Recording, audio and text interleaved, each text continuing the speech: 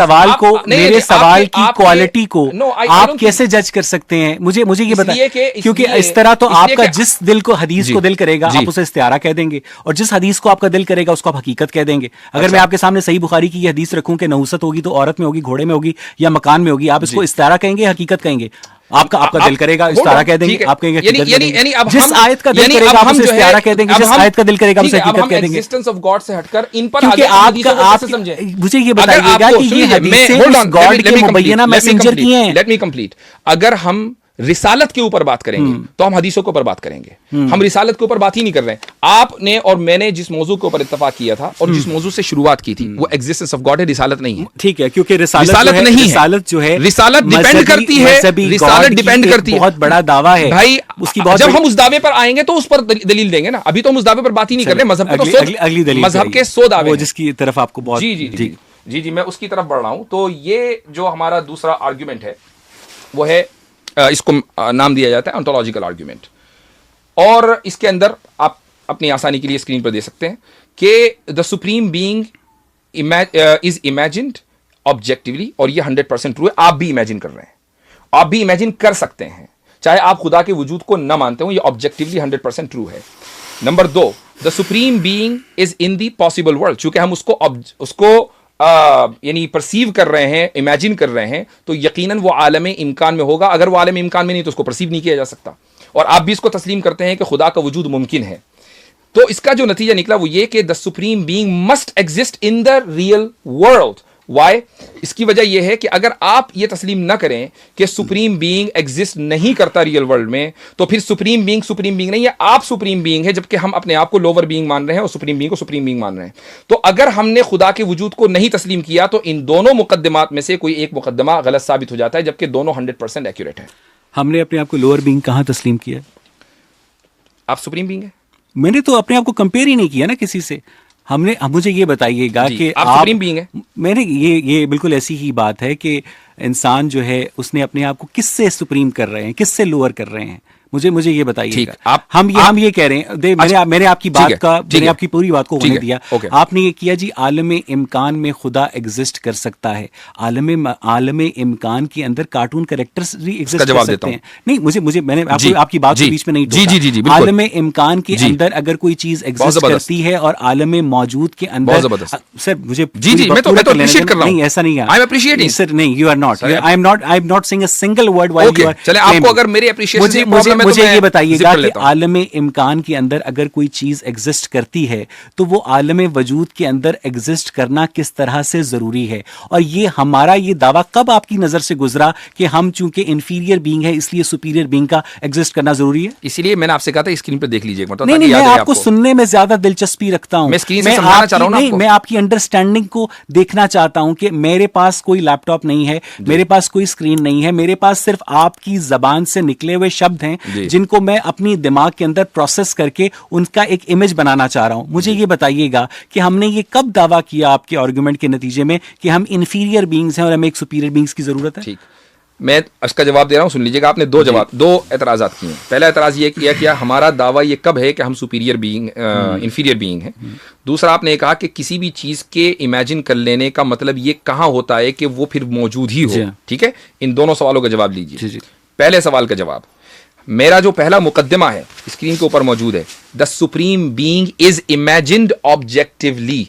आप दावा करें या ना करें, लेकिन आप एक सुप्रीम बीइंग का तसव्वुर कर सकते हैं। मैं हरगिज ये नहीं कह रहा हूं कि आप दुनिया भर में दावा करते फिर रहे हैं कि जी सुप्रीम बीइंग है। अगर दावा कर रहे होते तो मैं और आप ये वाला आर्गुमेंट ना कर रहे होते, ये डिस्कशन ना कर रहे होते। सुप्रीम बीइंग का तसव्वुर किया जा सकता है, और वो सुप्रीम बीइंग जो हम नहीं है उसका तसव्वुर ऑब्जेक्टिवली किया जा सकता है। ये पहले सवाल का जवाब है। दूसरा सवाल आपने ये किया कि किसी भी चीज का अगर तसव्वुर किया जाए तो उसका क्या वजूद होना जरूरी है? बिल्कुल नहीं है। लेकिन अगर उस चीज का ऑब्जेक्टिवली तसव्वुर किया जाए तो उसका वजूद जरूरी है। और खुदा जो मरकजी खुदा है, चाहे आप उसको मजहबी न माने, लेकिन जो मरकजी खुदा है उसका तसव्वुर हर इंसान करता है, आप भी करते हैं। आप खुदा को नहीं मानते, एग्नोस्टिक होंगे वो भी करेंगे, और जो मजहब को मानते हैं वो भी करेंगे, जो हिंदू होंगे वो भी करेंगे, और पहला इंसान भी करेगा और आखिरी इंसान भी करेगा। अगर आपके नजदीक पहला इंसान वजूद रखता है तो ये ऑब्जेक्टिवली है। मिकी माउस और मिनी माउस आपने जो उनकी मिसालें दी हैं, इनको ऑब्जेक्टिवली कोई परसीव नहीं करता इन अक्रॉस स्पेस एंड टाइम। इसलिए जो आपने एग्जांपल दी है ये गलत दी है। आप खुदा को ऑब्जेक्टिवली कैसे परसीव करते हैं? सुप्रीम बीइंग मानते हैं। तो मुझे ये बताइएगा कि उस सुप्रीम बीइंग जो थी वो खुद ब खुद बन गई। वाह, ये आपके आर्गुमेंट का जवाब है? नहीं, मैं आपसे पूछ रहा हूँ कि एक सुप्रीम बीइंग जो है, जो एक बीइंग होती है, मुझे अब मजाक उड़ाने की जगह अगर जवाब दे दें तो मुझे ज्यादा, सुप्रीम बीइंग खुद ब खुद बन गई। मैं वाकई बहुत बेहतर आपसे वो कर रहा था एक्सपेक्ट। मैं भी। तो अब अगर आप ये मुझसे सवाल करेंगे, मेरे इन जवाबों के एतराज के तौर पर आप ये बात रखेंगे कि अच्छा सुप्रीम बीइंग क्या खुद से खुद बन गई? जी हाँ, वैसे बताएं। ये मैं उस वक्त एतराज होता जब मैं ये कहता कि खुद सुप्रीम बीइंग बनी थी। तो आप ये कहते खुद से खुद बनी थी या किसी ने बनाया? इल्मुल कलाम हो गया ना। तो हम तो what do you mean by इल्मुल कलाम हो गया? मैं आपसे कहूंगा तो ये तो साइंस हो गई ना, मैं कह सकता हूं। तो ये भी कोई बात हुई। और आप ठहरे आप अगर ये कहें और आप ठहरे इल्मुल कलाम के दुश्मन, जो कि कॉमन सेंस मान रहे हैं कि इल्मुल कलाम कॉमन सेंस है और साइंस कॉमन सेंस नहीं है। मैं मानता हूं उसको, लेकिन साइंस की जो सारी थ्योरीज हैं वो कॉमन सेंस नहीं है। अच्छा, ठीक है, लेकिन मैं साइंस और इल्मुल कलाम के दरमियान डिबेट नहीं करना चाहता। What I am trying to say कि ये आपका बहुत मशहूर जुमला है कि आप रूल्स के पीछे चुप, आप इसके पीछे चुप रहे हैं। जब आपके सामने दलील आती है और आप बेबस हो जाते हैं तो आप ये कहते हैं आप उसके पीछे चुप रहे हैं। खैर वो तो मैंने किसके पीछे छुपा हूं? सुन लीजिए, आप साइंस के पीछे इतनी देर से छुप रहे थे। अच्छा, साइंस दलील नहीं है। अब ये नहीं है, खुदा के वजूद में साइंस दलील नहीं, मैं साबित कर चुका हूं। अच्छा, अब वो नेशनल एकेडमी ऑफ साइंसेस, जी वही ठीक है। अब मैं आपको ये कह रहा हूं कि भाई अगर खुदा के बारे में हम ये कहते कि उसके वजूद का आगाज हुआ है, तो आप मुझसे ये सवाल करते कि कैसे हुआ है। जब हम ये कह रहे हैं कि उसके वजूद का आगाज ही नहीं हुआ, तो ये सवाल तो इररिलेवेंट है, ये सवाल ही गलत है। अच्छा, इसका मतलब ये है कि जो खुदा है आपकी अंडरस्टैंडिंग के मुताबिक वो हमेशा से था। इस दलील का जवाब है आपके पास? और हमेशा रहेगा। क्योंकि आपने मुझे यही नहीं समझाया ना कि जो सुपीरियर बीइंग है वो हमेशा से कैसे एग्जिस्ट कर सकती है, और आलम इम्कान के अंदर ऐसी कौन सी पॉसिबिलिटी है जिसके नतीजे में आपने ये इन्फर किया है कि क़यामत के बाद भी वो हमेशा एग्जिस्ट करती रहेगी। मुझे बताइए, मुझे बताइए कि जो सुपीरियर बीइंग है वो हमेशा से खुद ब खुद से कैसे एग्जिस्ट कर सकती है आपके तसव्वुर के मुताबिक? ठीक, थोड़ी देर के लिए मान लें कि उसने खुद से खुद वजूद नहीं हासिल किया, बल्कि किसी ने वजूद बख्शा उसको, थोड़ी देर के मान लेते हैं, तो फिर इन्फिनिट रिग्रेस है सर। एग्जैक्टली, हमारे पास तो यही आपके पास इस प्रॉब्लम का कोई हल नहीं है। ये आपके पास नहीं है, हमारे पास तो हल है। एग्जैक्टली, खुदा है। बिल्कुल है, इसलिए कि आपके नजदीक जिस खुदा के इनकार का जो पैमाना है वो साइंस है, और साइंस खुद कह रही है कि ये पैमाना नहीं है। आप उस पैमाने को इस्तेमाल कर रहे हैं जो पैमाना नहीं है, और हम उस पैमाने को इस्तेमाल कर रहे हैं जो पैमाना है। मेरे और आप में जमीन आसमान का फर्क है जो हम बात कर रहे हैं। नहीं, जमीन आसमान का फर्क इसलिए नहीं है कि आपने कहा था कि जो मादी वजूद होता है उसका कोई ना कोई क्रिएटर होता है, और जो गैर मादी वजूद होता है उसका कोई क्रिएटर नहीं होता है। आपने ये कहा था, आपने मुझे बात पूरी करनी थी। अगर गैर मादी वजूद का कोई क्रिएटर नहीं होता है तो इनफिनिट रिग्रेस का जो आर्गुमेंट है वो आप मुझ पर फिट नहीं कर सकते। वो आपको ये साबित करना है कि चूंकि आपका खुदा गैर मादी वजूद में एग्जिस्ट करता है तो उसके ऊपर तो इन्फिनिट रिग्रेस लागू ही नहीं होता। और अगर नहीं होता लागू, तो मुझे ये बताइएगा कि वो गैर मादी वजूद खुद बहुत एग्जिस्ट कर रहा है। यही तो मैं कह रहा हूं। भाई आप मतलब मुझे हैरत हो रही है कि आप मेरे बेसिक से आर्ग्यूमेंट को नहीं समझ पा रहे हैं। आप जो दलील दे रहे हैं ना वो मेरी दलील है, आपकी दलील नहीं है। फॉर योर इंफॉर्मेशन, आप ये कह रहे हैं कि जो अगर खुदा मादी होता, मैंने उसके जवाब में यह कहा कि उसका भी फिर कोई ना कोई क्रिएटर होना चाहिए था, और अगर वो क्रिएटर होगा तो फिर उसका भी क्रिएटर होगा, ये सिलसिला चलता रहेगा। इन्फिनिट रिग्रेस यहां अप्लाई होती है, यहां अप्लाई होता है। अगर खुदा गैर मादी है तो उस पर तो इन्फिनिट रिग्रेस लागू नहीं होती। तो इसीलिए मेरी बात सुन लीजिए, इन्फिनिट रिग्रेस लागू ही नहीं। मेरी बात सुन लीजिए सर, आपने एक ऐसा इमेजिनरी गॉड बनाया है जो हमेशा से एग्जिस्ट करता है। इन्फिनिट रिग्रेस आपके मुकद्दमे पर अप्लाई हो रही है, मेरे ऊपर नहीं। ये आपके नैरेटिव पर अप्लाई हो रही है। मैंने जब आपसे गुफ्तगू, आप साबित कर दीजिए कि इन्फिनिट रिग्रेस बिल्कुल ठीक है। मुझे ये बताइएगा, हम if everything must have a cause then God must have a cause, and if there is, sir let me complete ना। आपको देखें, आप अपने इल्म का मुजाहिरा करने के लिए मेरी बात पूरी हो लेने करें। ठीक है, मुझे पता है आप बहुत बाइल्म हैं, आप बहुत हाजिर जवाब हैं, मुझे अपनी बात पूरी कर लेने दिया करें। बर्टन रसल ने अपनी किताब why I am not Christian में लिखा है कि if everything must have a cause then God must have a cause, and if there is anything without cause से God, then idea of first cause is automatically rejected. If God can exist without cause then why not this universe. मुझे अपनी बात पूरी कर लेने दें। Infinite regret यहां पर अप्लाई होती है, ये उस गॉड की बात कर रहे हैं बर्टन रसल, लेकिन आप मेरे सामने एक ऐसा super natural non material God लेकर आ रहे हैं जो इस मटेरियल वर्ल्ड को अदम से वजूद में लाया है, लेकिन उसको खुद वजूद रखने के लिए किसी टाइम और स्पेस की जरूरत नहीं है। तो मुझे यह बताइएगा कि अगर उसको खुद में वजूद में रखने के लिए किसी मटेरियल वर्ल्ड की जरूरत नहीं है तो वो इस मटेरियल वर्ल्ड को उसने तख्लीक क्यों किया? इन्फिनिट रिग्रेस को आप सही मानते हैं? मटेरियल वर्ल्ड में यस। मटेरियल वर्ल्ड में सही मानते हैं? जी हाँ। सही मानते हैं आप? जी, मटेरियल वर्ल्ड में यस, बिल्कुल सही मान रहे हैं? बिल्कुल सही मानते हैं। Are you sure? जी ओके, ये भी मेरे लिए बड़ा इंकिशाफ है। ठीक है। और वो इसलिए कि अगर मटेरियल वर्ल्ड में इन्फिनिट रिग्रेस होगा तो आप कभी वजूद में नहीं आएंगे और आप मौजूद हैं।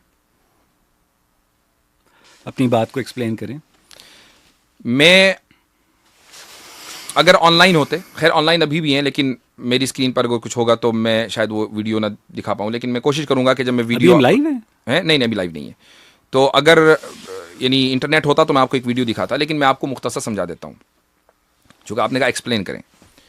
काश के मेरा 10 साल का बेटा होता तो आपको एक्सप्लेन करता कि इतनी मामूली सी चीज़ें कि 10 साल के बच्चे हमारे यहाँ जानते हैं इस चीज़ को।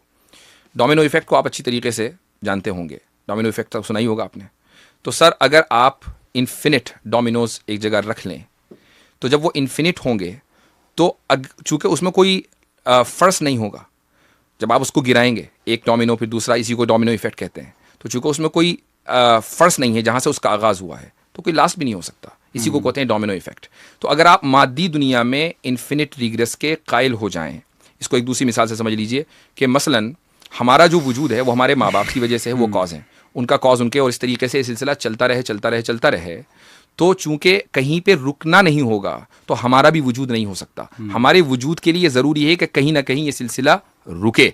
तो असल में आपने बड़ी ही प्यारी एग्जांपल दी है कि जो डोमिनो इफेक्ट के अंदर तमाम जो ब्लॉक्स होते हैं ना जी, वो इक्वल डायमेंशन के होते हैं, ठीक है, और जो उसमें से जो फर्स्ट मूवर होता है वो भी उसी डायमेंशन का होता है जिसके बकिया ब्लॉक्स उस डायमेंशन के होते हैं। तो आप अपने आर्ग्यूमेंट के ज़रिए मुझे ये बताने की कोशिश कर रहे हैं कि अवैस और खुदा के जो डायमेंशंस हैं वो बराबर हैं, इसलिए वो फर्स्ट कॉज के तौर पर एग्जिस्ट करता है। अगर आप तो आपका तो ये मुकदमा ही नहीं है कि इन्फिनिट रिग्रेस तो आपके खुदा पर लागू ही नहीं होती है। जब आपके खुदा के ऊपर इन्फिनिट रिग्रेस लागू नहीं होती है तो आपके खुदा की जो मौजूदगी है, जो कि एक गैर मादी वजूद है, जब मैंने आपसे ये पूछा गुफ्तगू में कि एक गैर मादी वजूद मादे को कैसे ज़हूर में लेकर आता है, तो आपने कहा कि उसके हुक्म से सब कुछ होता है, जो कि एक बहुत ही बच्चों वाली एक्सप्लेनेशन है कि अगर ये सब कुछ उसके हुक्म से होता है, जब हम ये पूछते हैं कैसे होता है तो आप उसको बताने से गुरेज करते हैं। तो इन्फिनिट रिग्रेस की जो एप्लीकेशन है वो सिर्फ और सिर्फ खुदा के उस मादी वजूद के ऊपर अप्लाई हो सकती है, जो कि मैंने बर्टन रसल के कोर्ट में कहा था।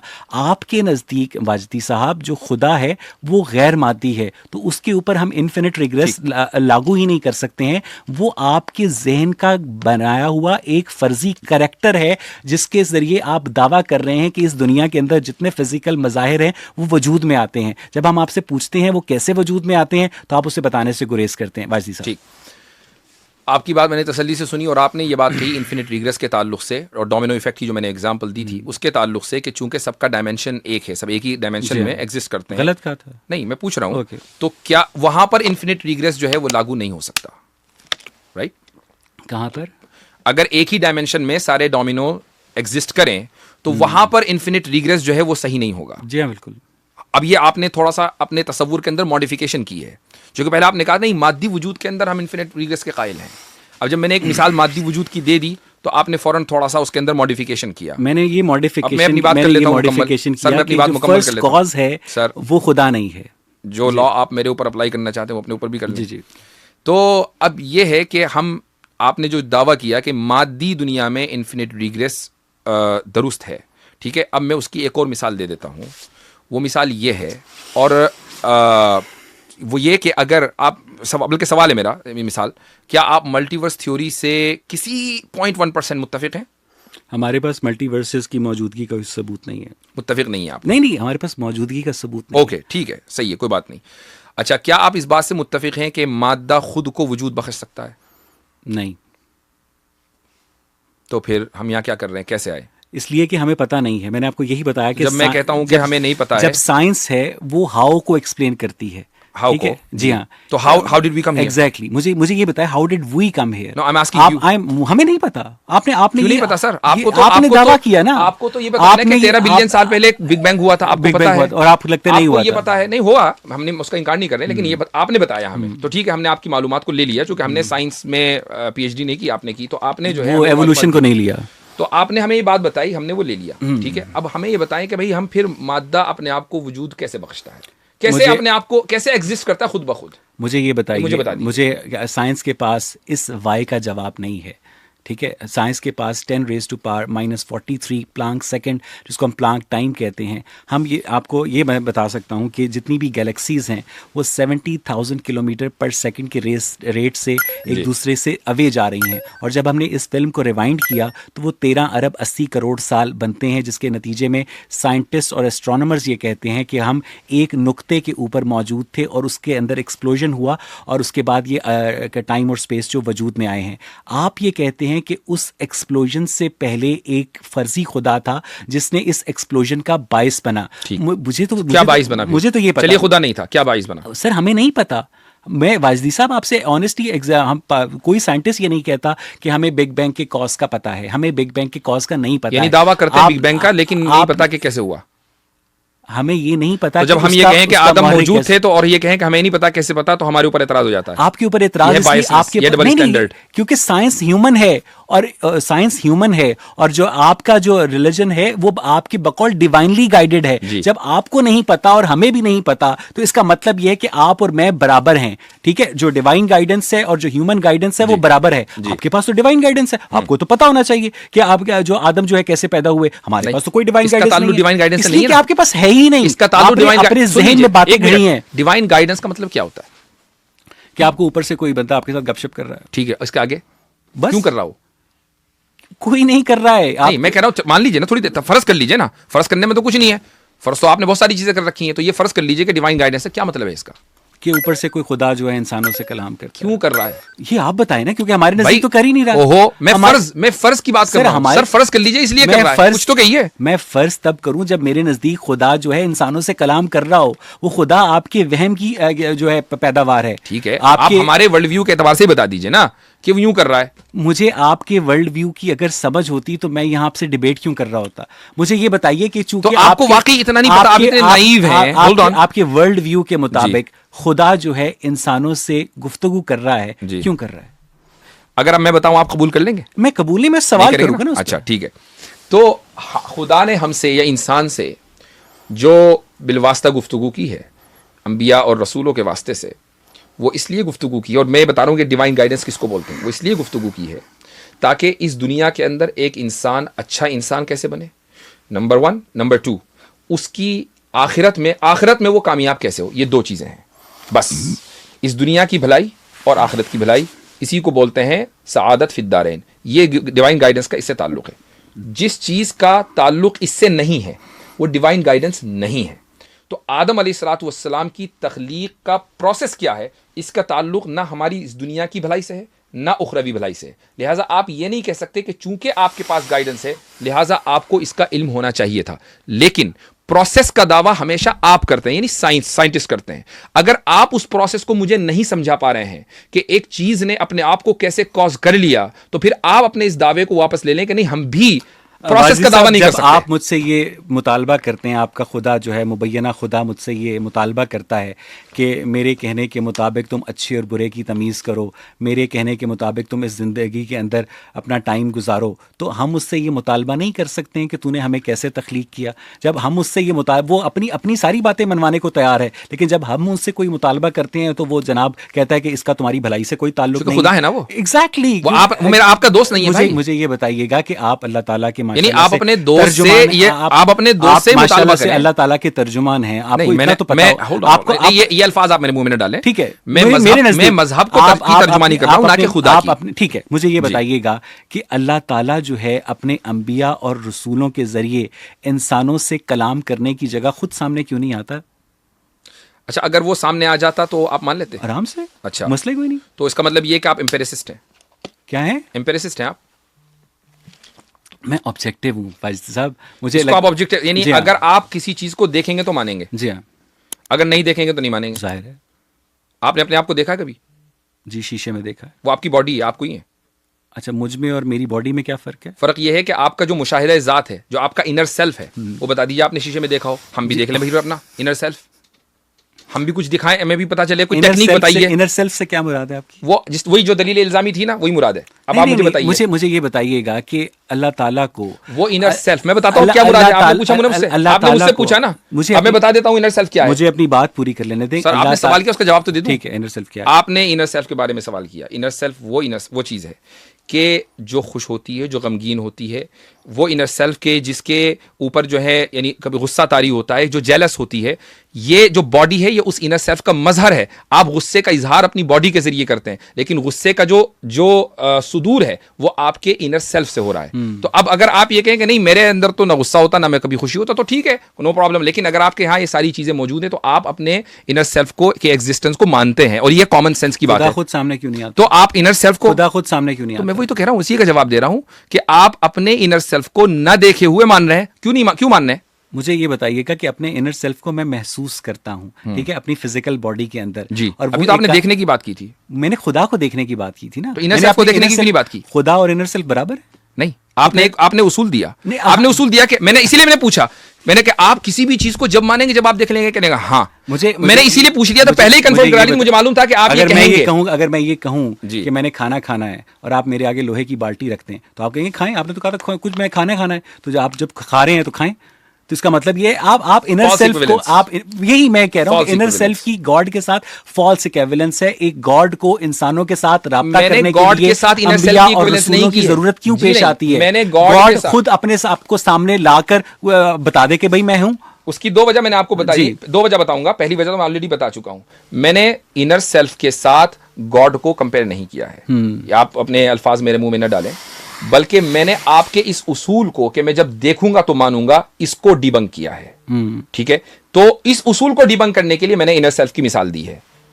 Point number 1। पॉइंट नंबर 2, खुदा अगर सामने आ जाए, ठीक है, यानी वो इस जमान व मकान में आ जाए, जो वो आ सकता है, उसके ऊपर उसको हर चीज की कुदरत है। लेकिन आप ये कह रहे हैं कि इस जमान व मकान की कुयूद में आने के बाद खुदा मुक़य्यद बन जाए, तो वो खुदा जो मुतलक है and at the same time आप उसको मुक़य्यद मानना चाहते हैं, तो क्या आप इसको कॉन्ट्रडिक्शन नहीं समझते? अगर वो खुदा जो है वो इस ज़मानो मकान का मोहताज नहीं है, तो वो खुदा इस ज़मानो मकान के अंदर कॉरेस्पॉन्डेंस का जो तरीका इवॉल्व करके उसने जो ढूंढा है, तो इसका मतलब ये है खुदा इतना आपका बेबस और लाचार और मजबूर है कि वो इस ज़मानो मकान के अंदर जो है अपने इजहार को ला ही नहीं सकता। आपने ये कहा कि खुदा जो है वो सामने क्यों नहीं आ जाता। मैंने उसका जवाब पहले ही दिया कि आपका जो ये उसूल था कि वो मेरे पास डायरेक्टली फरिश्ता क्यों नहीं भेज देता उसको? वो एक बंदे के पास गार में छुप के भेजता है और कहता है जा बाकियों को बता दे। मेरे पास डायरेक्टली क्यों नहीं भेज देता? अच्छा, अगर आपके पास आ जाए तो इन भाई का भी ये सवाल होगा कि इनके पास exactly, हर एक के पास आ जाए। मेरा भी आए, कोई मसला है? सबके पास आए ना? कोई मसला है? नहीं, मेरे पास भी आए, सबके पास फरिश्ता आ जाए, exactly. हम सब प्रॉफिट्स बन जाए। नहीं, प्रॉफिट्स ना बन जाए ना, फरिश्ता तो प्रॉफिट की बात आता है। आपका मकसद प्रॉफिट भेजना है या आपका मकसद इंसानों की इस्लाह है? जब सबके पास फरिश्ता आ जाएगा तो इंसान को हिदायत के लिए जरूरत ही क्या है? मुझे आपकी बात समझ नहीं आई। जब सबके पास फरिश्ता आ जाएगा, सबके पास फरिश्ता आ जाएगी, ठीक, तो उसके बाद तो ये दुनिया जन्नत। क्योंकि मकसद खुदा का हर इंसान को गाइड करना ये नहीं है क्रिएशन का मकसद। इस दुनिया के अंदर भेजने का मकसद है इम्तिहान के अपनी तुम मर्जी से खुदा को तलाश करो और सही खुदा तक पहुंचो, यह है। इसलिए बाज अफराद के पास, अंबिया अलैहिस्सलातु वस्सलाम के पास, रसूलों के पास अल्लाह ताला ने फरिश्ता भेजा। अगर हर इंसान के पास फरिश्ता आता, हर इंसान के पास फरिश्ता आता, तो इस दुनिया के अंदर ना कोई उम्मती नहीं होती, बल्कि सारे के सारे प्रॉफिट्स होते। और अगर सारे के सारे प्रॉफिट्स होते तो फिर इस दुनिया के अंदर मैं अपनी बात मुकम्मल कर लूं कि अगर सारे के सारे प्रॉफिट्स होते तो इस दुनिया के अंदर शर का वजूद नहीं हो सकता था। फिर हमारे इम्तिहान का मकसद क्या? फिर हमें दुनिया में आने की जरूरत क्या? हम जन्नती में रहते ना। इंसान की आप ये कहिए, आपका जो सवाल जो है ना वो ये होना चाहिए, का मकसद क्या है? आपकी इंसान की तख्लीक मैं आपको सही सवाल समझाता हूं। आप सही सवाल ये करें, ये सही सवाल ये करें कि भाई हम इस दुनिया में क्या कर रहे हैं? हम तो जन्नती में रहते हैं। मैंने यही अगर आप ये सवाल कर रहे हैं, इंसान की तख्लीक का मकसद क्या है? इम्तिहान, जिसका नतीजा उसे पहले ही पता है। बिल्कुल। तो ये कैसा इम्तिहान हुआ? मुझे पता है अपने स्टूडेंट का नतीजा, मुझे मालूम है इनमें कौन फेल होगा कौन पास होगा, जबकि मेरे पास लिमिटेड नॉलेज है। तो इसका मतलब है हम मजबूरे महज हुए? नहीं। अच्छा, हम कादिर हुए? बिल्कुल, जिसका नतीजा उसे पहले पता है। जी ठीक है, चलें अब मैं समझाता हूँ आपको। मेरा ख्याल है कि आज की गुफ्तगू जो समझना चाहेंगे इस चीज को, मसला तकदीर पर दोबारा कर लेंगे। चले ठीक है, इसी नोट के ऊपर जो है हम तो हाजरीन और नाजरीन, बहुत बहुत शुक्रिया। डिबेट थोड़ा लंबी हुई, गालिबन 2 घंटे से कुछ ज़ायद चली, और मैं शुक्रगुजार हूँ उवैस इकबाल साहब का कि वो यहाँ इतनी दूर ज़हमत करके पहुँचे। और हमारा जो मकसद था, खुसूसन मेरा और उवैस इकबाल साहब इसमें अगर इजाफा करना चाहें, जहाँ तक मैं समझता हूँ उवैस भाई का भी, कि भाई खुदा के वजूद के साथ उनके मुताल्लिक़ जो दलाइल हैं वो लोगों के सामने भी आ जाएं और हमारे सामने भी, और उसके ऊपर जो क्रिटिसिज्म है वो क्रिटिसिज्म हो जाए। तो क्रिटिसिज्म उवैस इकबाल साहब की तरफ से आया और मैंने अपनी तरफ से उसके जवाब देने की कोशिश की। बाकी आप लोग जज करेंगे कि भाई किसके क्रिटिसिज्म में कितनी जान है और ये जान है कि नहीं है। ये बहुत मुश्किल होता है, बल्कि न ही हम इस बात के मुकल्लफ हैं कि हम किसी शख्स से एक मरतबा गुफ्तगू करके उसके मुकम्मल वर्ल्ड व्यू को, कि जो 20 साल से वो लिए बैठा है, 30 साल से लिए बैठा है, उसको बदल दें। हाँ, हमारी नीयत ये ज़रूर होती है कि हम जो बात कर रहे हैं खुदा उसके अंदर हिदायत का उनसुर रखे और सामने वाला हिदायत पर आ जाए। और इसमें हमारी अपनी कोई दुनियावी गरज नहीं है, बल्कि इसमें हमारी उखरवी गरज है, और वो आखिरत के जिसको मुल्हिद नहीं मानता। और वो गरज ये है कि अगर हम ये तसव्वुर करते हैं और ये तस्लीम करते हैं, ईमान रखते हैं कि इस मरने के बाद हमें जन्नत में जाना है, तो हम ये चाहेंगे कि हमारा हर जानने वाला, हमारा भाई, हमारी बहन, सारे के सारे हमारे साथ जन्नत में मौजूद हो। हमारी सिर्फ ये गरज होती है, इसके अलावा कोई दूसरी गरज नहीं है। मुझे उम्मीद है कि इस डिबेट से आप लोगों को बहुत कुछ सीखने का मौका मिला होगा। जज़ाकुमुल्लाह खैरन। अस्सलामु अलैकुम वरहमतुल्लाहि वबरकातुहू।